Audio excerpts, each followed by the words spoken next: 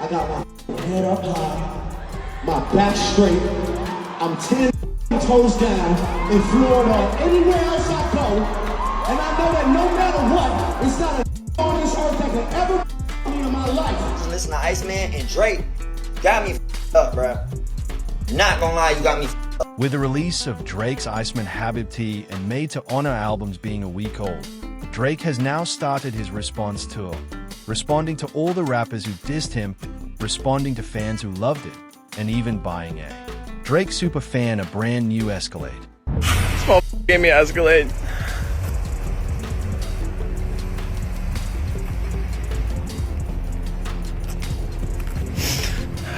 Man, I'm just so, whew.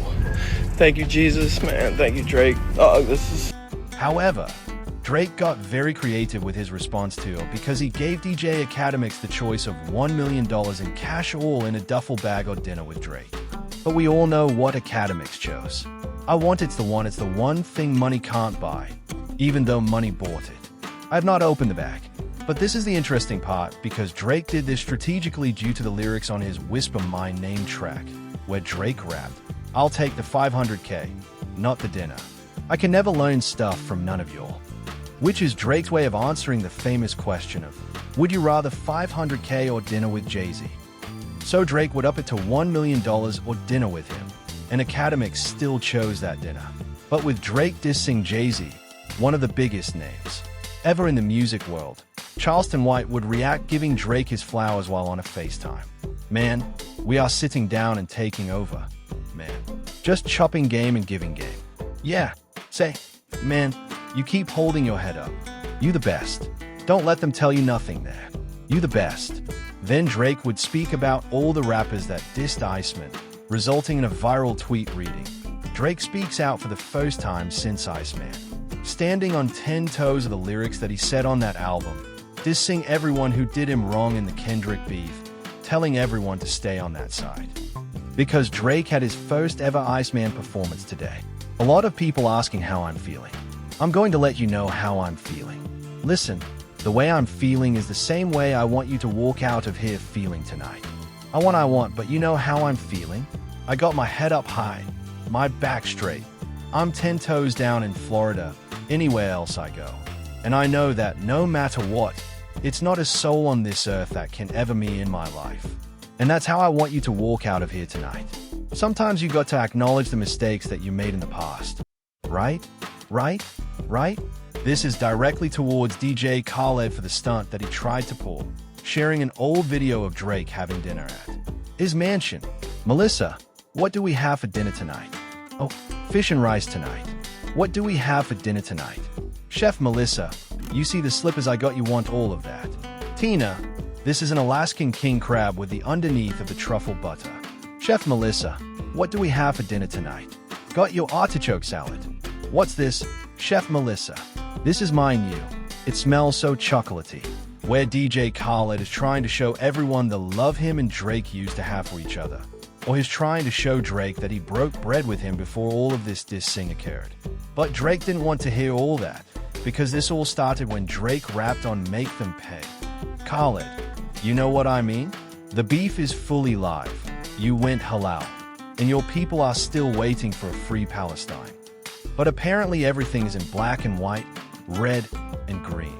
I'm seeing everyone's true colors." Mentioning he's seeing right through anything DJ Khaled tries to say.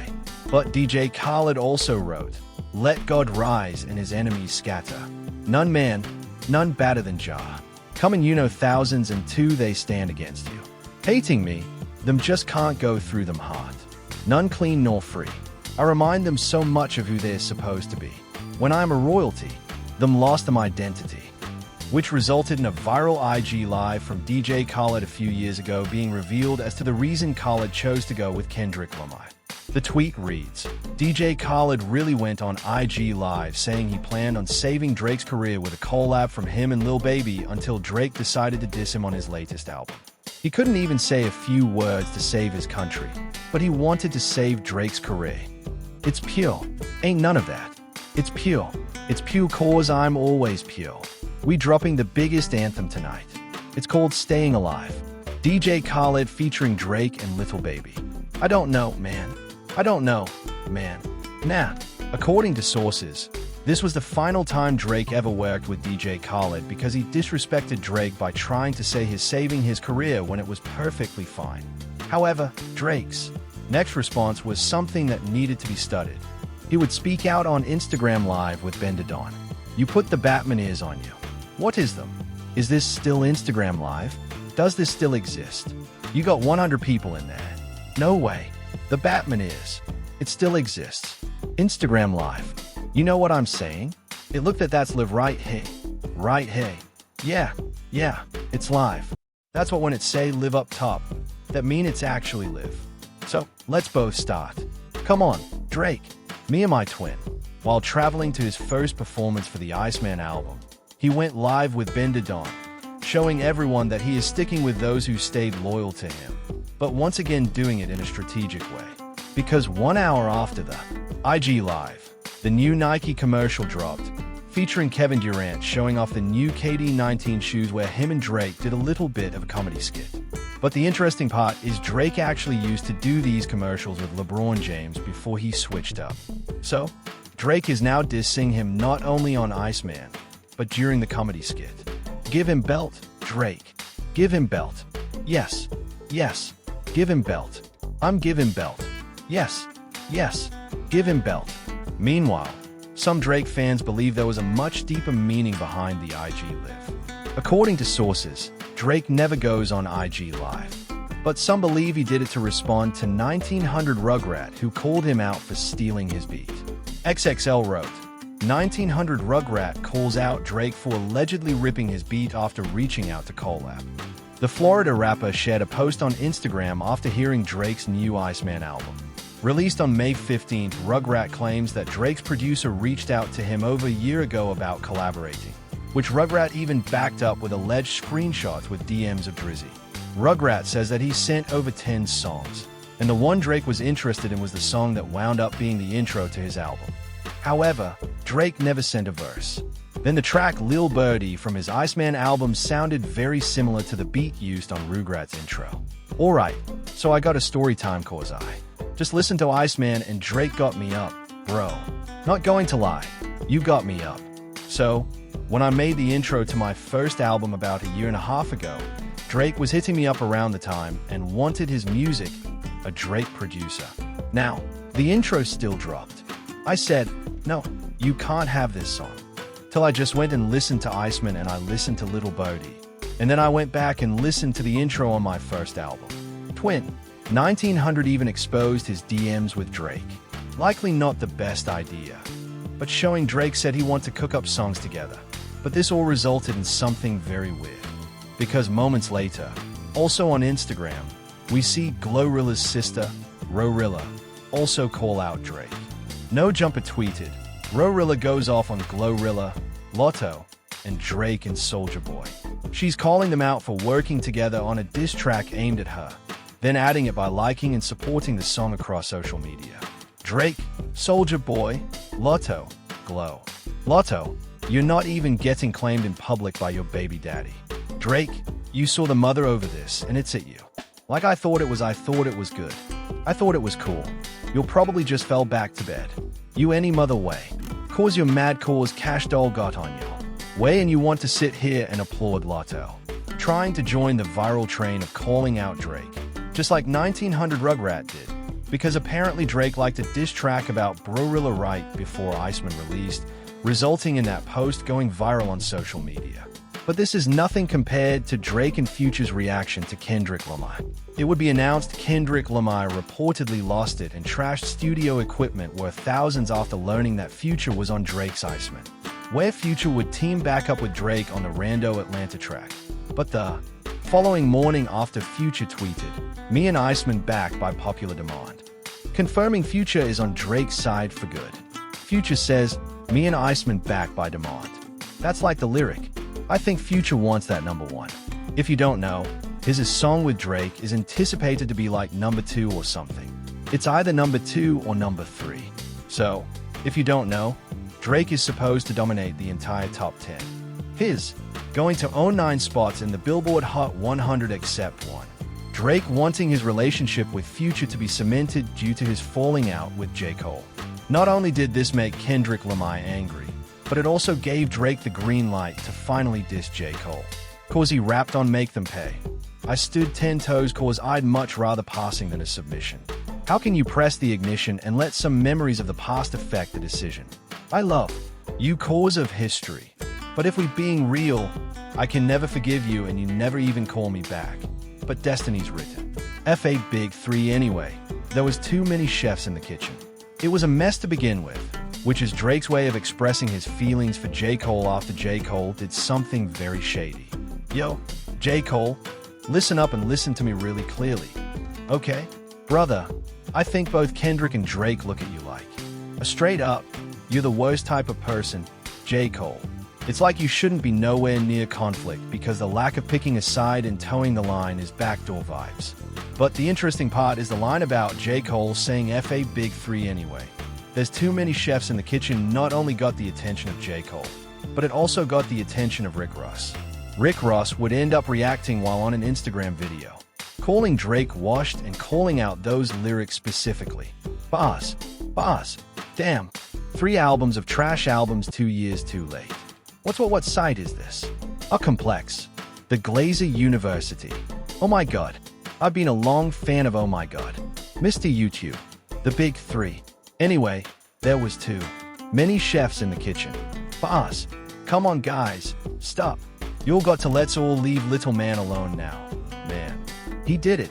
He dropped 3 mid-projects. Hey man, it was fun while it lasted. You're washed.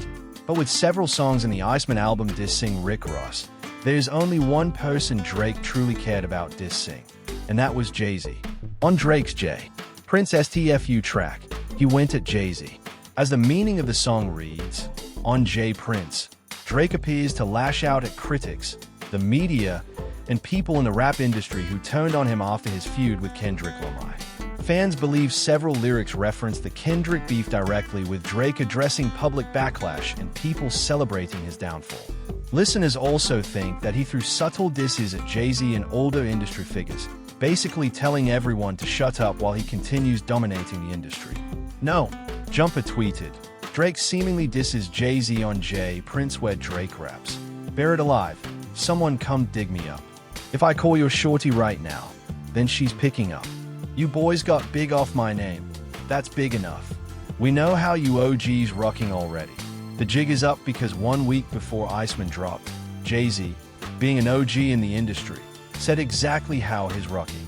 He said in quote, if you're trying to make young music and you're not young, it's not going to be authentic and people can feel that. You see, I'm going to say the elephant in the room. Man, this is hating Jay-Z once again. He talking to Drake. Man, you know Drake turning 40 this year. He trying to like, yo. He one of them type of he going to give you the bad advice that hopefully you follow. And then when you get on successfully, you be like, well, at least you tried. You know, at least you know when them people be like, well, at least you did it the right way. Man, if you don't get the out of here, Jay-Z had a whole career that said, 30's the new 20 when he became 30. That said, I'm young forever. And now that he's 70, he's trying to tell other nah, you'll got to make music like you're old now, man. But with Drake dissing Jay-Z, there's had a trickle-down effect of everyone reacting. Primarily, Charlemagne Tha God, who is upset that Drake dissed Rick Ross, DJ Khaled, and Jay-Z. He wrote, in quote, I hope this isn't what ICEMAN is about. Because if it is, I'm going to just assume we calling Drake ICEMAN because it's frozen in time. Get over the L you took to Kendrick already. Because this record just continues the conversation that Drake is the biggest sore loser that rap has ever seen, which even ended up getting the attention of a very big Drake fan who said this. You already have people saying that Drake is the Michael Jackson of now, but after him dropping ICEMAN last night, along with 2 other projects, you got people saying that Drake is way bigger than Michael Jackson could ever be. And those aren't my words. So, I'm not saying that's the case, but Drake fans smiling like that right now after this album drop, which is exactly correct. Drake wanted to use the ICEMAN album to make sure everyone who switched sides knows they cannot come back. But this wasn't the only reason Drake made Iceman a specific way. There's 3 albums because there's 3 different genres that Drake wanted to hit. The Iceman album was actually used to make songs that the hood would enjoy, proving his best friend 21 Savage wrong. Cause I'll be listening to Drake like that. Well, if I wasn't a rapper, I don't feel like I still would listen to Drake, for real. It's just I'm a rapper, so I understand the work he put in now. Like, how hard he go. Like, when you ain't no rapper, all them statistics don't mean a regular street don't give a about how many times you went #1. Like how many white people listen to you cause they don't even think that them the farthest they think is the club. Who's selling this club out? That's who they think is the biggest.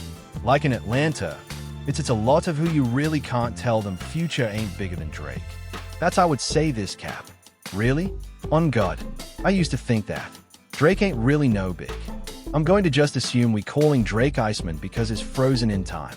Get over the L you took to Kendrick already. Because this record just continues the conversation that Drake is the biggest sore loser that rap has ever seen, which even ended up getting the attention of a very big Drake fan who said this.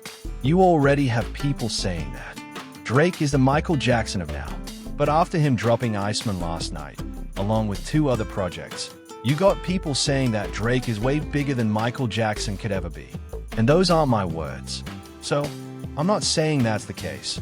But Drake fans smiling like that right now after this album drop. Which is exactly correct. Drake wanted to use the Iceman album to make sure everyone who switched sides knows they cannot come back. But this wasn't the only reason Drake made Iceman a specific way. There's 3 albums because there's 3 different genres that Drake wanted to hit. The Iceman album was actually used to make songs that the hood would enjoy, proving his best friend 21 Savage wrong. Cause I'll be listening to Drake like that. Well, if I wasn't a rapper, I don't feel like I still would listen to Drake, for real. It's just I'm a rapper, so I understand the work he put in now. Like, how hard he go. Like, when you ain't no rapper, all them statistics don't mean a regular street don't give a about how many times you went #1. Like how many white people listen to you cause they don't even think that them the farthest they think is the club. Who's selling this club out? That's who they think is the biggest. Like in Atlanta, it's a lot of who you really can't tell them Future ain't bigger than Drake. That's I would say this cap. Really? On God, I used to think that. Drake ain't really no big.